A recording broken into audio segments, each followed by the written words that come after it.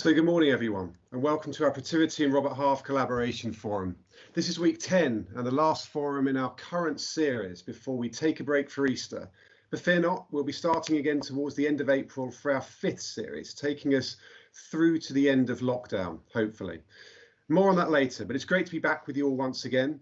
My name's Paul Middleton. I'm a Managing Director in Protiviti, and I'm joined here today by my colleagues from Protiviti and by my colleagues from our sister company, Robert Half. I'm also pleased to introduce my co-host for today from Protiviti. Joining me for a second week is Peter Richardson. So since January, we've been bringing you this series of debates on a range of topics to invigorate, challenge and inspire us all. And that are designed to bring us optimism in these tough times. And today we're focusing again on the future of work and what that future might hold for us all.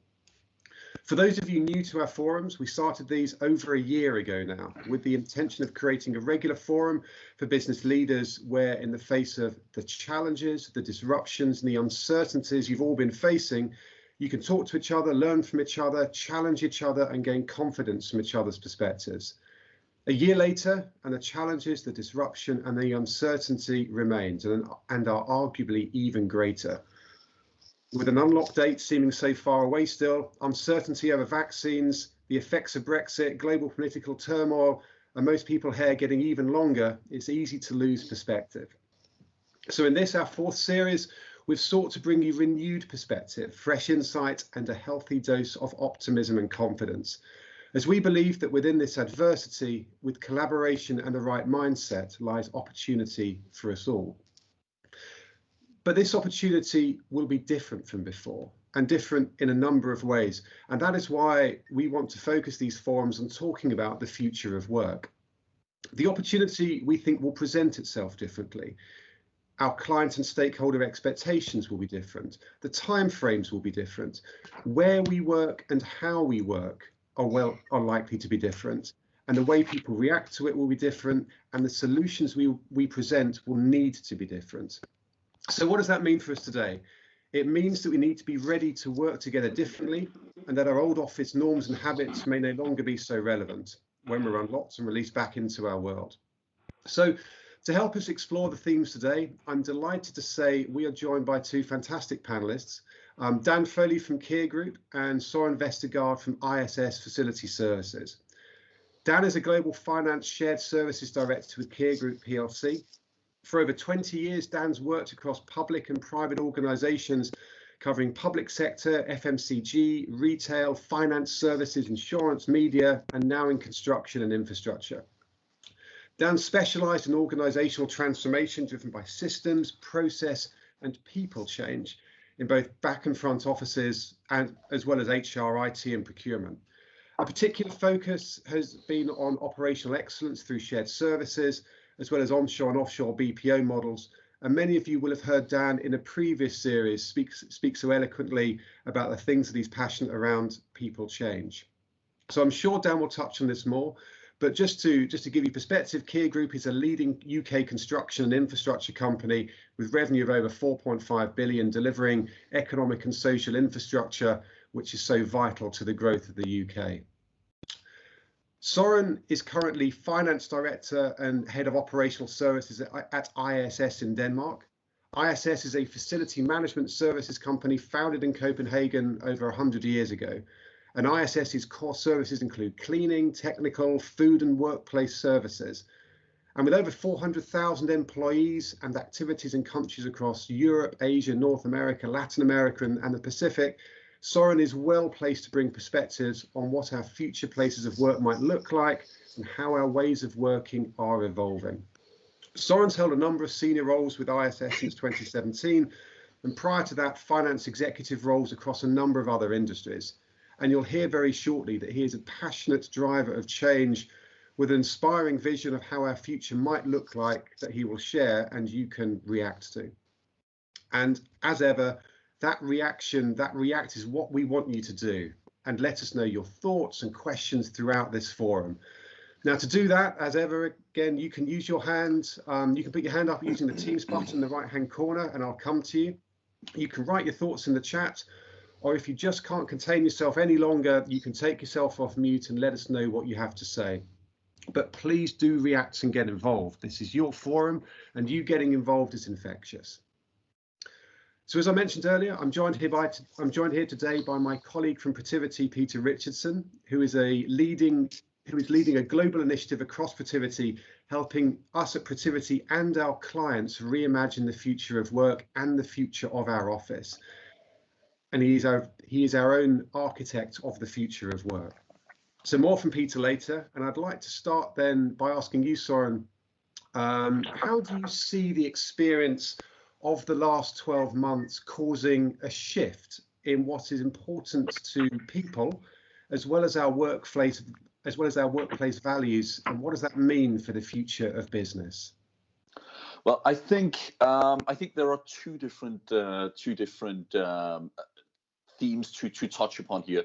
One is what does the future of business, of office work look like? And the second is what does it mean to our people? And if we start by looking at the one that's probably the simplest, it's what does it mean for the future of our office work? As a facilities management company, obviously we have both a large exposure to it, but it's also a very, very, very center of our business model. And what we can see and what we project is that there will be fewer office square meters in the future. We will be going to the office less. What we can also see is that what will change for us, or at least what companies are trying to focus on changing, is that in the past, we all lumped people together in a workplace, in an office, and we reaped a lot of benefits and we had a lot of discomfort from it. And then we try to minimize the discomfort and we try to make the well-being as high as possible. What we'll be doing in the future is what we're foreseeing we'll be doing in the future is we'll be looking very deliberately at what is the value added by going to an office. It's better climate, it's collaboration, it's coming there to get a meal, it's the ability to sit with your colleagues, to get away from the family for a little bit. But it's all of these things that we'll be very, very, very specific about as companies. So as people who are making decisions on the offices, their focus will be on fewer square meters, but square meters that have an impact by design, not just by culture or by momentum. So that's where I and we in ISS see the market going for that. So before getting any further, of course, I want to echo, Paul, what you said. I'm not here because I love the sound of my own voice. I absolutely do, but that's not why I'm here. I really want to interact with people. So I really want someone who asks that Einstein question that makes us all a little bit sharper. So please do ask. When it comes to people, I think this is a disruption. And Peter, I'm going to steal one of your sentences before you get the chance to say it, which is that if we don't change anything, if we're not conscious about what we're going to do, we're going to sleepwalk into old habits. What we've seen here is that a lot of what we thought we could never do before is possible. We've all been forced to trust our teams more by working from a distance. We've all been forced to find solutions to problems that we thought we couldn't find solutions to before. But I will also say that for me and for my teams, we have been going through some monumental, fundamental things. ISS was the target of the world's largest malware attack in 2020. From a group perspective, it cost us $142 million in year to just direct effects, not lost revenue, not everything else, just direct cost. In the UK, we get roughly 80,000 invoices that we need to pay a month, and we need to reimburse our employees, and we need to pay out salaries. And we got that during a COVID lockdown, and we got that while our supplier got hit by their own malware attack. And I think getting hit by that was a perfect storm, to say the least. And what that forces us to do is it forces us to really do three things. It forces us to get to the core of what is our purpose. Why are we here? Because we can't just do everything. We have to really find out what is it that we need to do. And what we needed to do was to safeguard the company's assets, but it was mainly to make sure that our employees got paid and that our subcontractors got paid so they had money to keep their business open. But what we also saw is that we needed a much higher focus on leadership, a much more conscious effort. leadership isn't something you do, something that happens. It's something you do. It's something that you actively go out and do. And we saw the value of having invested that and the need to invest in it further. Because I think good leadership is defined by all the things that don't happen. Your people don't get sick with stress. Your people don't leave the company. You don't have conflicts within the team. You don't face other departments not respecting or helping or prioritizing your needs. You know, that's what good leadership is. And that was needed more than ever, which means that we have focused on becoming much more conscious in our leadership model. And then lastly, and I know that that's also something that Dan will touch upon, is that we were forced to take risks. We decided in the middle of this pandemic to take back the effort of 50 odd roles from an outsourcing in India because it was no longer a strategic fit with their journey and our journey. But that meant that in the middle of a COVID pandemic, recovering after an IT malware attack, we took back the work, and the team that was there had never carried out this work before, which means that we had to hire 50 people without meeting them face to face. Then we had to train them without bringing the Indian team there or sending them to train with it. We had to do it via internet connections that were, shall we say, burdened by Indians overusing their internet significantly. And we went through a year end at the same time. And what we found out is with the investment, with being prepared, those sort of risks that we never took before worked. We are closing it off in 6 days. We are on time. We're on budget. We have captured all our deliveries. I think we've seen 2 people that we need to address the performance with out of 50 people, hiring them without ever seeing them face to face. That is typically, I say that when you ramp up like this, you need a 10 to 15% backfill. So we are significantly less than that. And what we'll be bringing forward to the future is exactly those things: understanding our purpose, understanding that value that leadership brings, especially to resilience, especially to avoiding problems, and lastly, understanding that we can work in a new way. Because globally speaking, what I am in charge of, except for on top of our operational services, is the transformation of our global finance processes. So that means that we're going out to 30 plus countries and changing fundamentally the way we do finance in a very decentralized organization. The pace that we can do that at changes if we're willing to take a risk on not having to be embedded in the country 100%, but instead trust that we can do some of this change from a virtual environment. And that's what we've seen, that we can actually do that. We have re-engineered our process in the UK. We have taken back and trained people in new ways of working. So I think COVID is a little bit like lightning. You can't trap that lightning in a bottle. You have to just keep riding the lightning as we move out of COVID. But there are huge gains to be had if you do that. Absolutely. So a little bit of a long answer, but that's me. No, Soren, thank you very much for that. That's a fascinating perspective. And already, it's great to see the comments and thoughts coming through on that people are reacting to. Dan, I'd like to bring you in. You don't just obviously have an office environment, but you have a workforce that you're deploying around the country. Give us your thoughts, and please, just or reflections on what Soren said there. But how do you see some of those workplace values and that last 12 months shifting in terms of what's important for people? Hi, Paul. Good morning, everyone, and good to be back again. Look, 80% of our people are actual field-based as operatives, and 20% are what I would group staff members. So there's very different experiences, and you are trying to balance between both, because our clients, we have 1,254 sites operational this morning in the UK. We have 49 different offices in the UK. If we've got 17,500 people, you can see where our focus is as a whole. And you have basically that kind of that rancor now between, because the site-based operatives, they can never work from home. They have to be with their clients they're in. The majority of our people need to focus on what is basically number one, which is working in health and in a safety manner. Safety is the number one item in our industry, folks.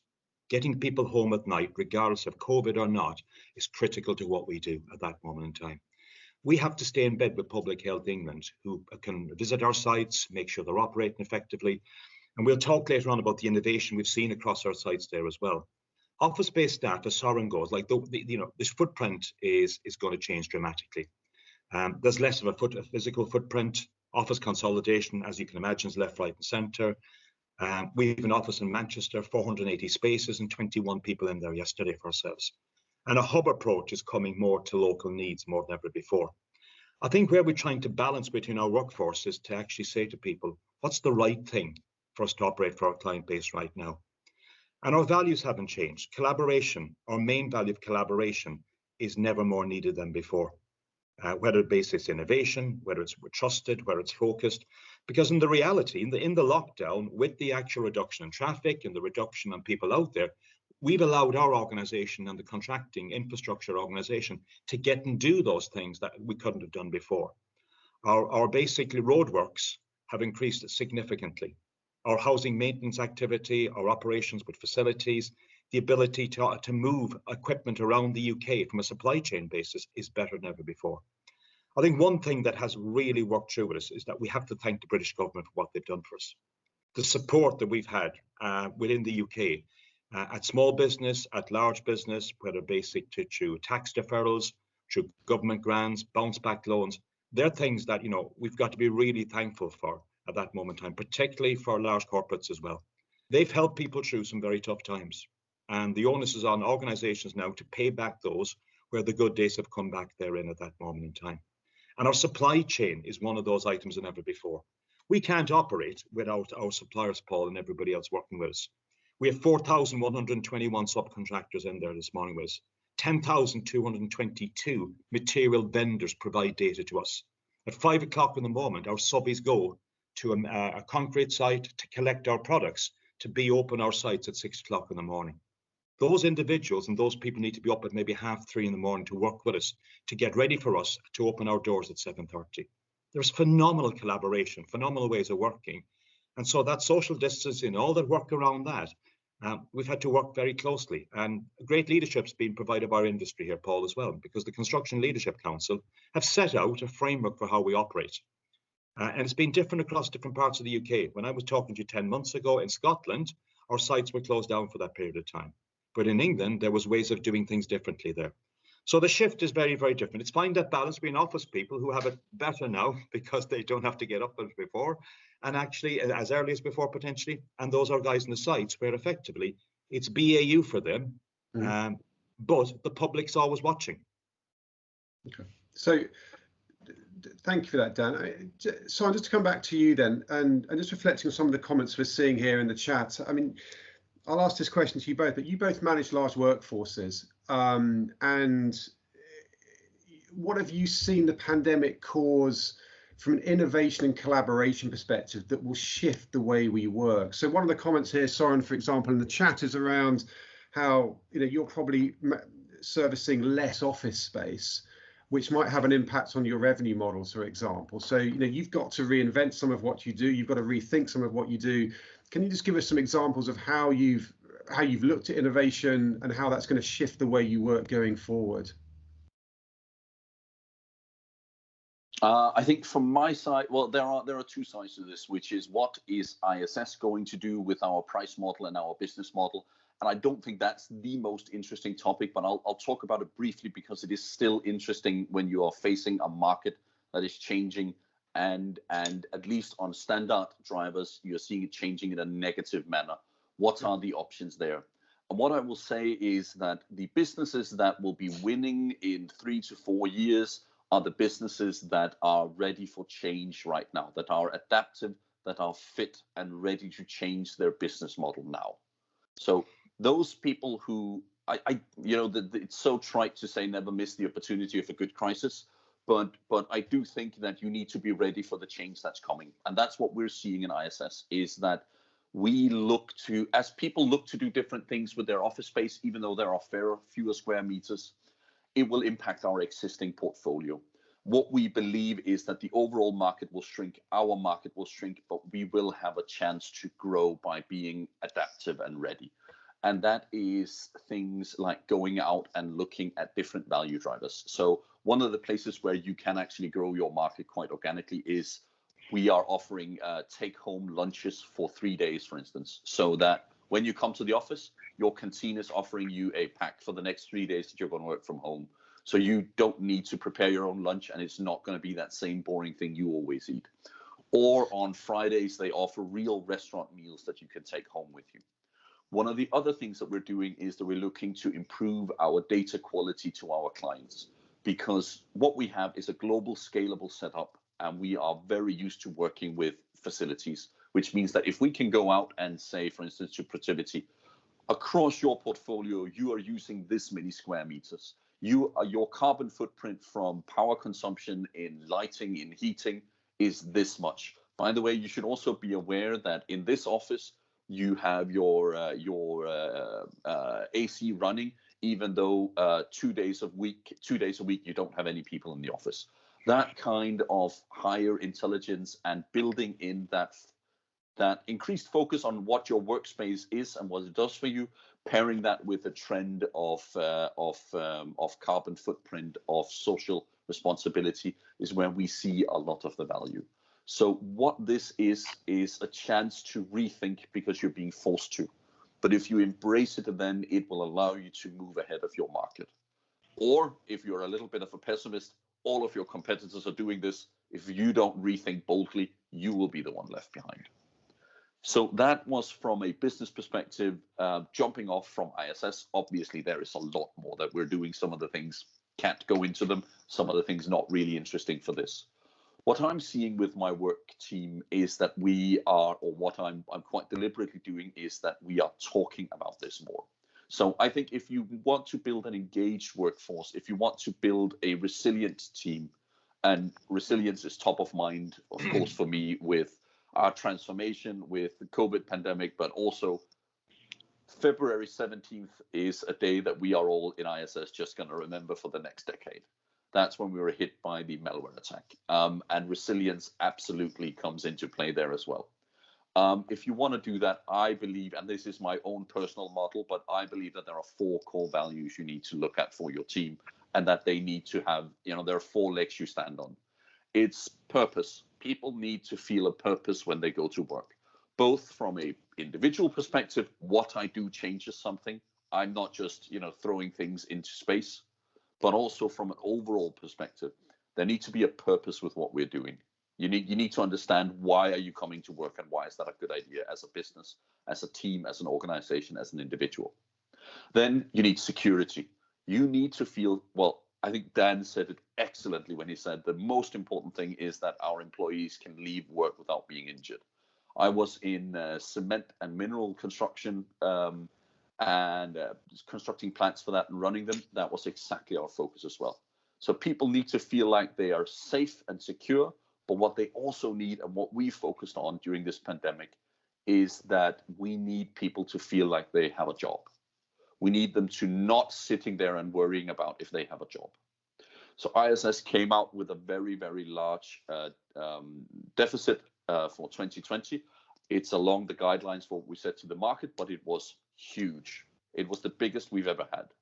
It's getting people together. It's talking about it. It's not ignoring them. It's letting know that you are still going to have a job in 3 years from now. You're still going to have a job in 5 years from now with us. You don't need to worry about where your ability to feed your family is coming from. And the thing is, it can be a little bit easy to forget that one, because in the pandemic, people cling to their chairs. So we've seen there's a lot lower attrition in the pandemic because people are afraid of making changes. But as a leader, it's your job to look away from that and still remind them, because if you want people who are resilient, if you want people who are creative, who dares to take risk, they need to feel that they're not about to lose their jobs. So security in the terms of communication, in terms of a no blame culture, very important. Then we also need a sense of belonging. Social interaction. You need to feel like you belong to your workplace. You need to feel like you belong to your team. We had in the UK team, we have Singo Bingo every other week, and we have a quiz every week, and it's in normal working hours. But we have one of our employees, she sung karaoke to get the extra prize because she was the first one to get the full bingo. And that was in front of 80 of her colleagues. She did and she is not, Celine Dion, but she did an amazing, absolutely amazing a karaoke version of this of a song. And you don't do that unless you feel safe and secure with your team. But that's also something that builds a social connection and a social glue that builds resilience. And then the last one is, and I think this is where it's really important, is influence. You need to feel that you influence the way you work, which could be deciding how many days you want to work from home. It could be having that freedom to drop off your kids. It can be saying that we need to allow for some freedom in our standardization, which is something we're rolling into our standardization.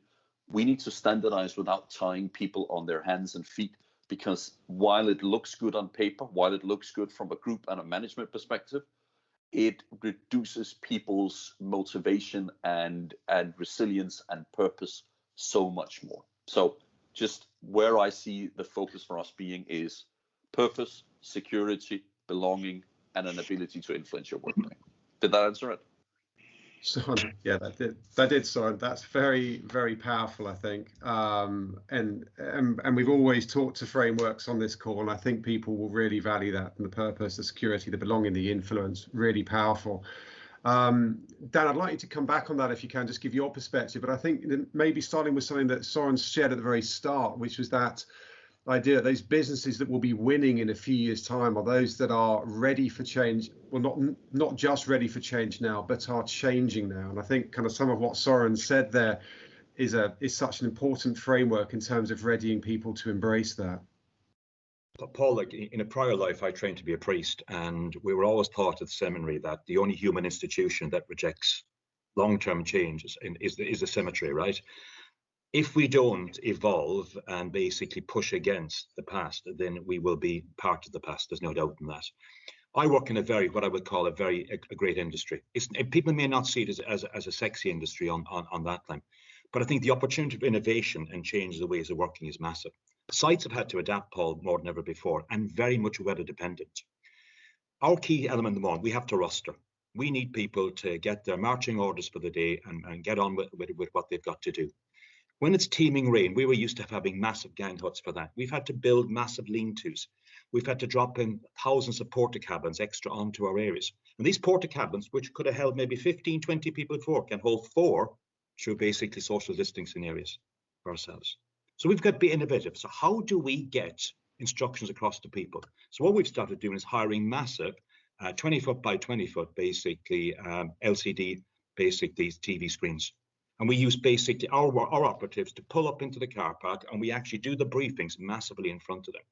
And for them, basically, we can actually tune in to dial into their actual radio frequencies through their mobile phones, and they get the work instructions for the day. That's a phenomenal opportunity for people to actually get clear instructions in the safety of their car, and they can get on with it from then on for ourselves. Our canteen and breakout areas need much more space as well, because these are collaborative. You know, when we go on site, it's absolutely critical. We're always problem solving. Even if I've got to go from one end of the site to the other, I've got to find the most effective and efficient way to do that.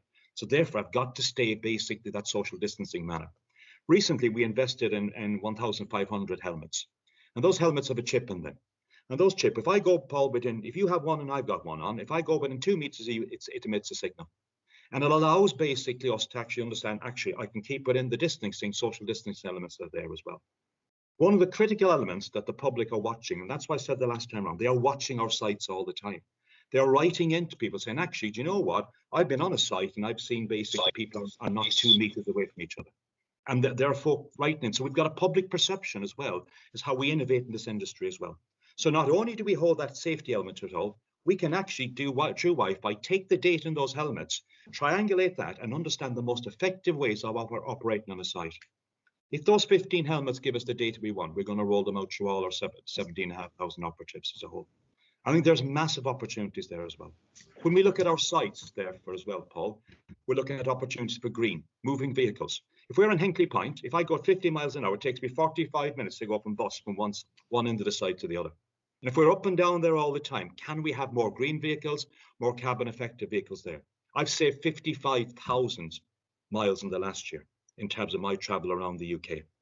You know, my car went in for service and the garage person said, what's wrong with it? Has it not moved? And it hasn't effectively over that period of time. And that's down to the changes that are there at the moment. Innovation in our industry, which is an industry which people may see traditional, to me is quite sexy, actually.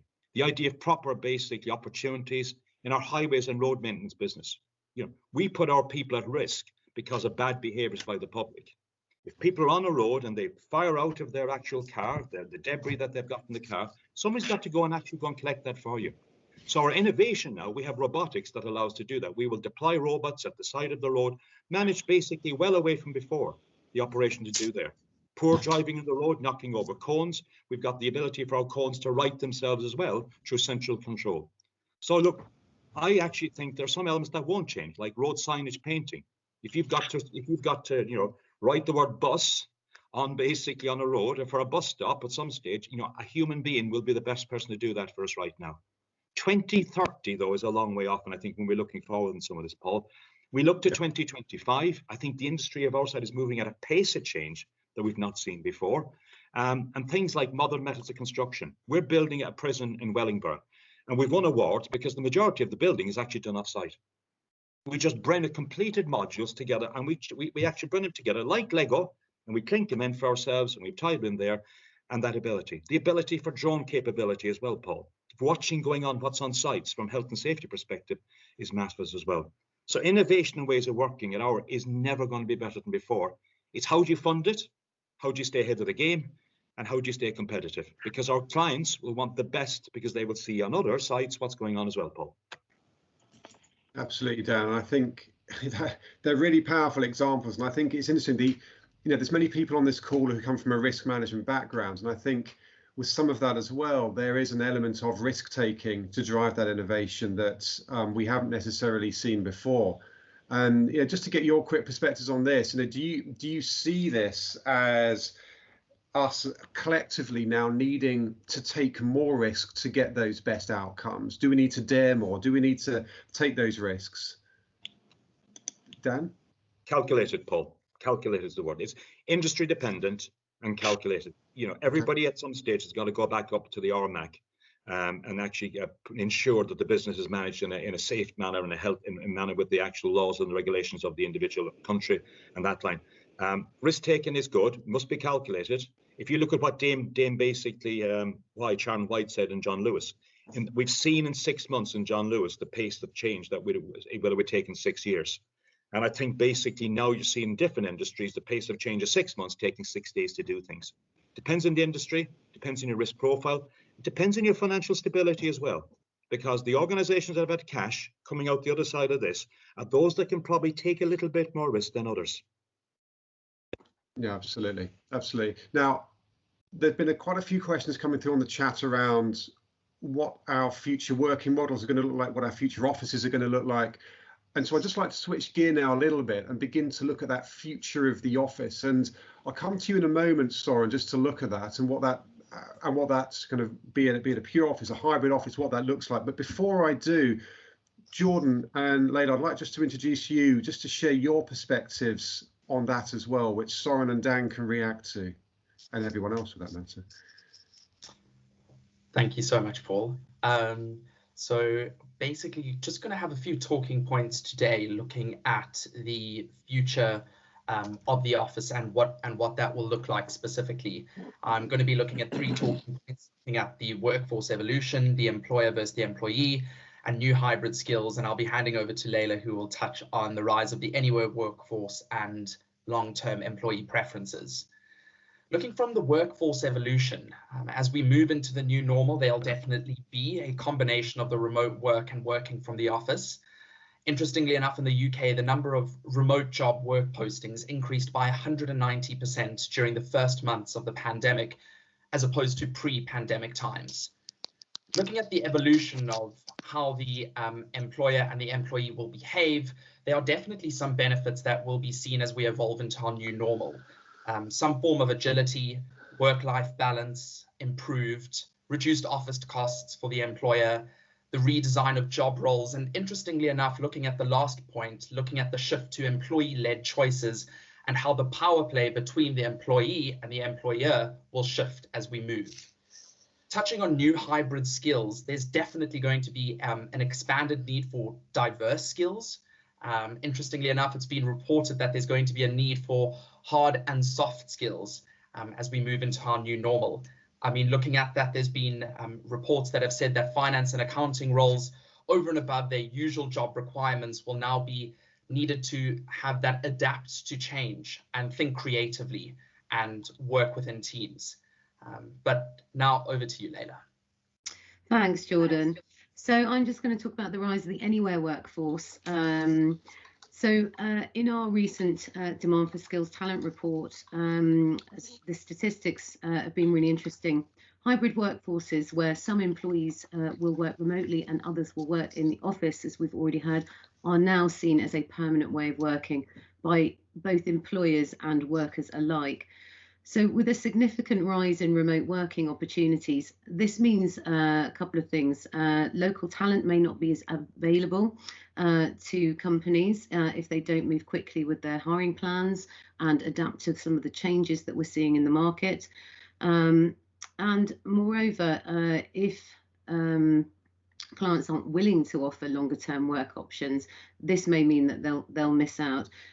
Again, conversely, companies in traditionally challenging locations are now able and are looking further afield for top talent without the need for relocation. So long-term employee preferences, 70% of employees would prefer working from the office and home. So what we found was that overwhelmingly, that 70% is a mixture of employees wanting to do 1 to 2 days a week from home and 3 to 4 days a week in the office. Only 8% of employees said they would prefer being back in the office full time. So just to mention, I think Gary's going to post the link for the full Demand Skills for Talent report that's just been released by Robert Half in the chat. So have a look out for that. Thank you. Before I hand back to Paul, I'm just going to hijack the mic from you, Paul, for a minute, and invite you all to share a little celebration with me. Today marks the 1-year anniversary of our collaboration forum. So last March, as news of the national lockdown was breaking, I met with Peter Richardson in London.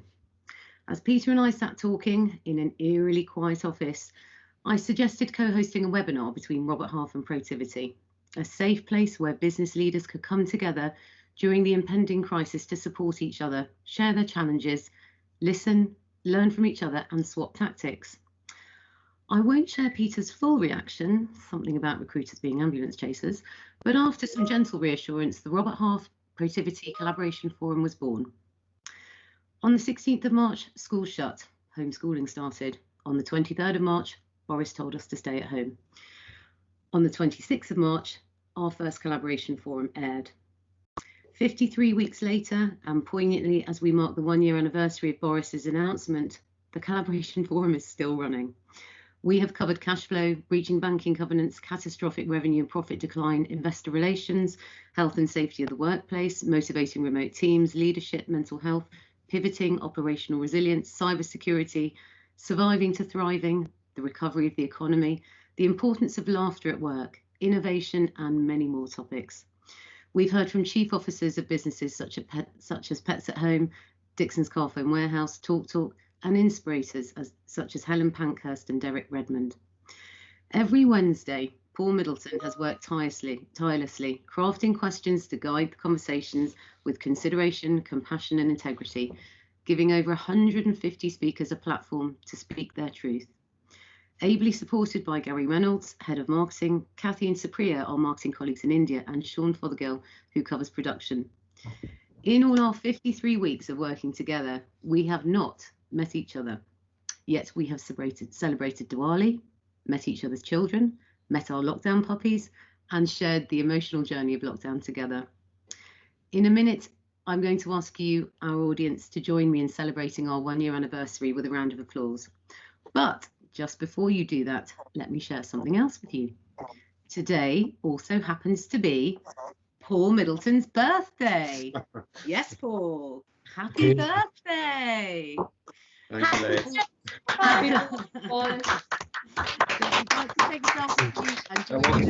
That wasn't in the script, Leila.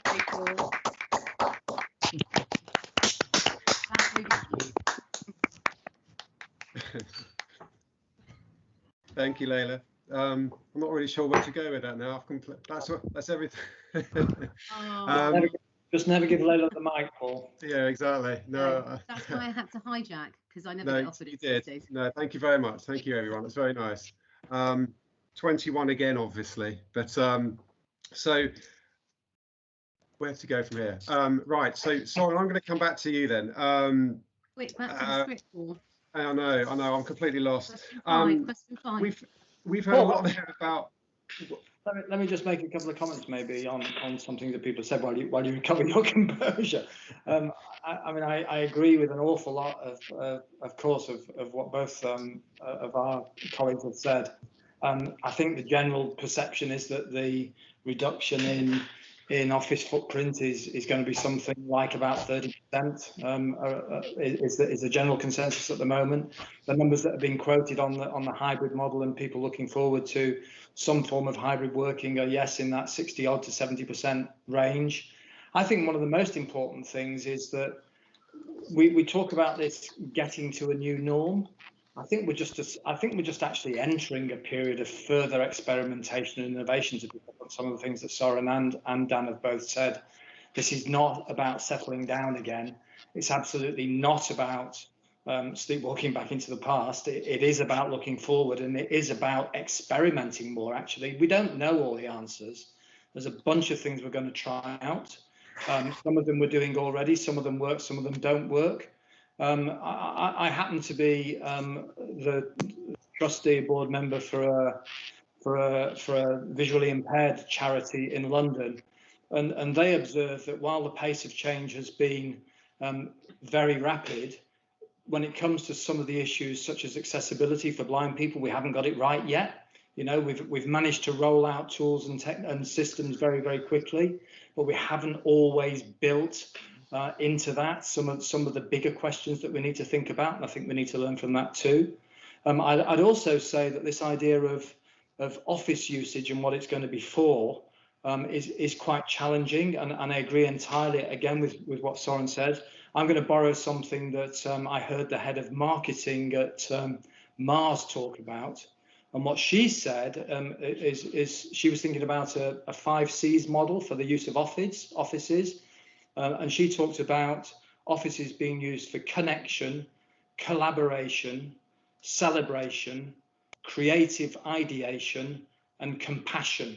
And I really like that. I think the idea that those are the sorts of reasons that we'll be coming together. Those are the sorts of reasons that we have to physically collaborate and work together. Those are things that underpin our culture and how we engage. Are all the things actually that make sense. But then working out how you actually do it, looking at it from our perspective as a consulting firm, just imagine it, you know, if 50% of our colleagues decide to be in on random days and 50% of our clients decide to be in on random days, how on earth do we work out when we actually might meet each other? You know, and by the way, those random days, Soren, are probably going to be Tuesdays to Thursdays, aren't they? Because people want the offices are all going to be empty for long, long weekends. So I think there's an awful lot we need to work through. I think there's an awful lot of good ideas. I think in particular, one of the things that Layla has demonstrated is how we've managed to democratize our organizations and our relationships, how we've made some of those working relationships more humble, more real. You know, we look into each other's homes every day. You can see me sitting here in my flat at the moment.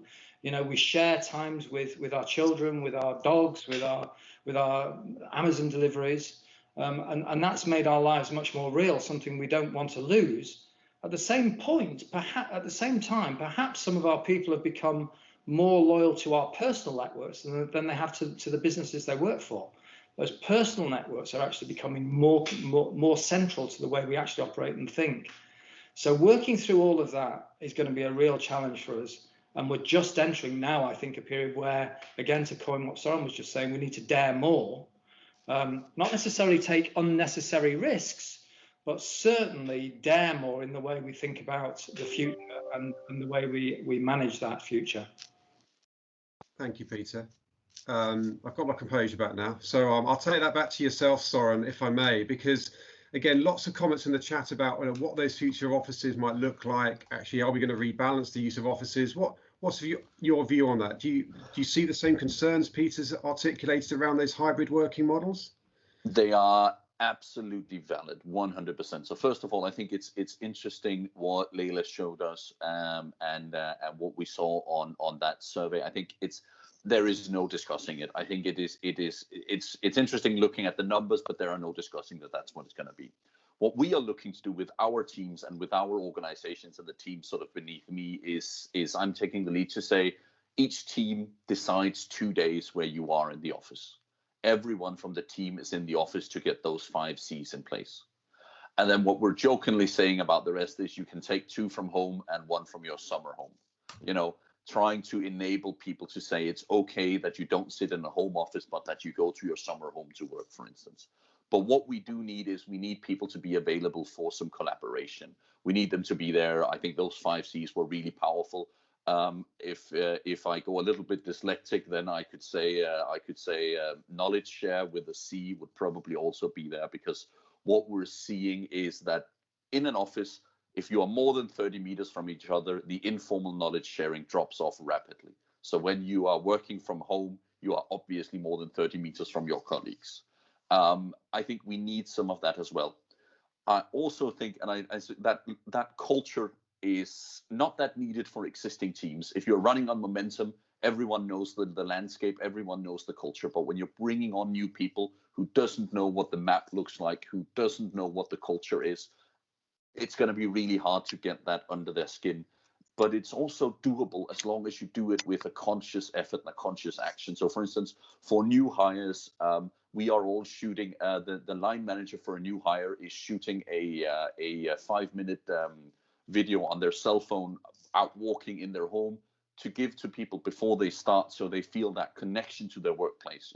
That's some of what we're doing. But what I really want to touch on a little bit from my side is to say, first of all, leadership gets harder when people aren't in the office. You don't get the feel, you don't hear how people are at the end of sentences. You don't hear the sighs when they hang up the phone. You don't hear the small gravel in the machinery.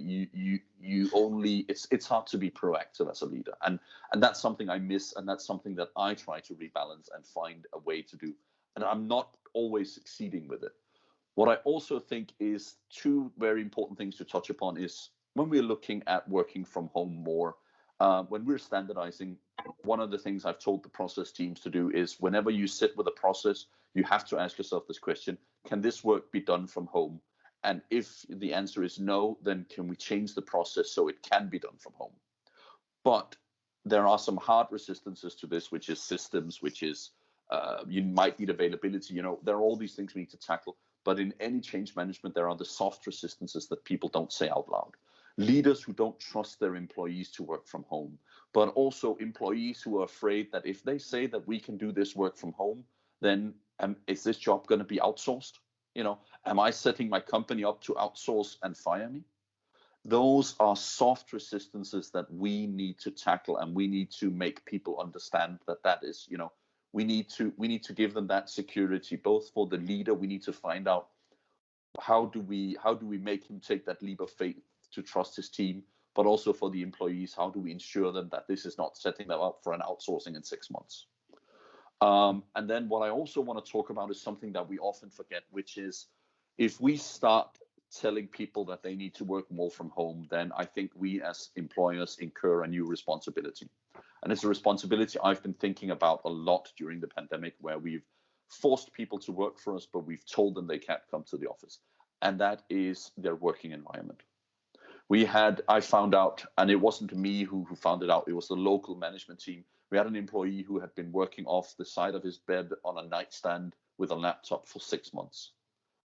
That is where we are failing in our responsibility as leaders. If we are asking people to work for us, but we are telling them they can't come to the office, then we have a responsibility to provide them with a working station that doesn't incur long-term damages on them. Which means that for us, it was seeing if people needed desks, giving them screens, mouse, keyboards, chairs when they needed it. And it doesn't need to be expensive. And the goodwill you get from people feeling that you care about them and take their health seriously is huge. And it's positive, and you can work with that. It gives resilience. You put money in the social bank account. but really you should be doing it because it's your responsibility. You cannot, in good conscience, have a workplace or a team where people are being injured doing day-to-day work. So those were just sort of two other things, but we have huge opportunities to change. I saw someone saying that this is not one of our happier sessions. I fully understand why it sounds like that, but I think the opportunities that we have to change our way of working and capitalize on them is so tremendous that actually, once we're out of this, COVID isn't fun, it isn't a good thing, but we can really reap some benefits from it. And Soren, thank you for that. Very, very powerful. And I think one of those things you've been talking to, one of those themes throughout that is trust. And it's interesting to see how Kelvin's just posted exactly on that in the chat and around the quote from the CEO from Siemens. I mean, Dan, reflecting on that from your perspective, I mean, trust is central, right? In your distributed workforce, that concept of trust must be central. And also that sense of empowerment as well to drive some of that innovation that you've been talking about so far. Look, the first base of any relationship, Paul, is trust, respect, and support, and that's the reality. We need to trust our people. We need to respect them. We need to support them. If there are people working from home at 1 year on, they don't have the wrong office environment, then that's a leadership failing, 100%. Our commitment should be that basically everybody can work in a safe and legal manner at home. We should be undertaking DSC assessments. If they can, we have to bring them back into the office and support them accordingly. That's the reality. You know, that ship sailed 6 months ago. We shouldn't even be talking about that. That's disrespectful to what's going on, in my viewpoint. Let's get back into reality here for this, which is it's all about service. What's the output here? We need to be output orientated here. Where we are based nationwide this morning, just come out as the banking organization says, work anywhere. That's what they've said. A banking organization that a year ago wouldn't let you basically step outside the front door because of GDP areas and the trust and the basis of the data. They've turned around and said work anywhere. If working from home was as good as what it was be, why wasn't it all happening well before now? Why were all these industries mandating our people to sit in offices, to get up early in the morning, to drive through traffic and get there? It was down to trust. It was down to understanding. It was down to how we approach risk. Absenteeism is gone through the floor. Sickness has gone through the floor because people feel happier to be there. It's about service. We've got to listen to two things. Workers have got to tell us what they want, and they've been telling us for a period of time. And on the other side, leaders have got to determine what they want as well. In the middle, we look at our customers and say, how do we service you the best way and manner and means? Innovation, I love the way 30 meters, I think that's a really good one. I'm going to take that back in it all in that line. But process improvement only works basically if there's a commitment within people themselves. The future of the office, 2030, I think for those working in shared services, back office financing, they're not going to be here in my perspective. We're coming towards what I call an Amazon perspective in life, which is there will be two workers, a knowledge worker and an exception handler. The knowledge worker will fix the problem. The exception handler will understand what the issue is. If you go on Amazon, your credit card doesn't work, you don't ring somebody up, you fix it yourself. Because data coming into systems and data coming into organizations will have to be right first time, on time and full.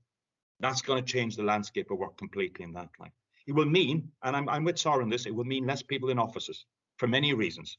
So even before the footprint is there, as we head towards the end of this century, there will this decade, there'll be less people needed in transactional processing, less people needed in administration, and we will become faster, quicker, leaner, and in some case meaner, but this customer will get a better service because we will be output oriented like never before, Paul. Dan, you spoke there about the balance of power between the employee and the employer. Soren, what are your thoughts on that? How do we strike that right balance so that we get that output orientation that Dan's speaking to? I think that is probably a tough nut to crack, because that is where we have to also look inward, because, you know, it would appear on the surface that a lot of the power sits with the employer, that we decide how they work. But I think what we also saw from the survey was people will gravitate towards future workplaces that offer them the value that they're looking for. And we know that is, I can see that is not monetary value. When I'm hiring, I've had people who've said no to a job because they couldn't do it 5 days from home a week, you know, even though they got what they wanted money-wise.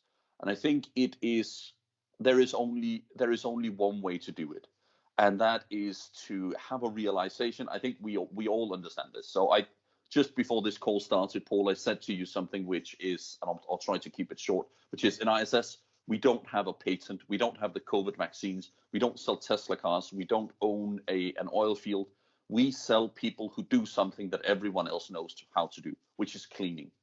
There is no proprietary technology. The only value add we have is our culture and our leadership. That is the only differentiator between ISS and any of our competitors. And I think it's understanding that we need to work with those two values.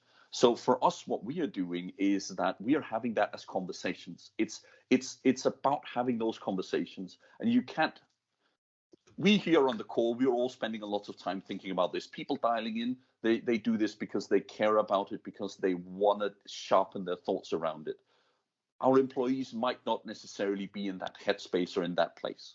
So we need to have that conversation with them.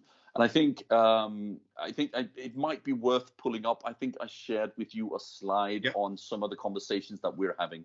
So if you can pull that up, I'll just talk to that briefly. But for me, this is a Kickstarter for a conversation to say how we do this. So I don't know if one of you will share it. Just doing that in the background. Yeah, absolutely, Soren. So what we because I think if Dan is saying it rightly, which is to say, how do we focus on achieving those behaviors that we want to get out? And I can very quickly tell you what I would like to happen and where I want to keep the new normal and where I want to go back. So what we have here, and this is stolen with pride from a creator called Hank Green,